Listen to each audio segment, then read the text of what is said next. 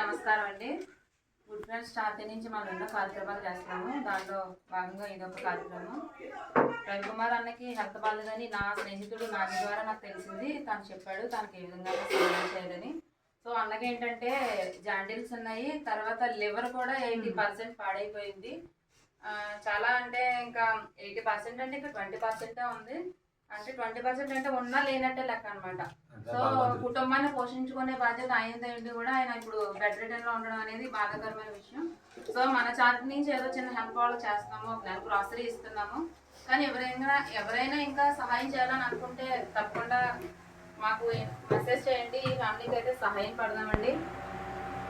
ఒక బాబు ఉన్నాడు, వైఫ్, వాళ్ళ మదర్, నలుగురు ఉన్నారు ఫ్యామిలీలోని. అద్దీంట్లో ఉంటున్నారు. ఏ విధ సాయమైనా పర్వాలేదు, చిన్న సాయమైనా పెద్ద సాయమైనా హెల్ప్ చేద్దామండి. మా చారిటీ నుంచి హెల్ప్ చేయడానికి కారణమైన ప్రతి ఒక్కరికి కూడా ధన్యవాదాలు. చారిటీ మెంబర్స్ అందరికీ ధన్యవాదాలండి. Thank you all.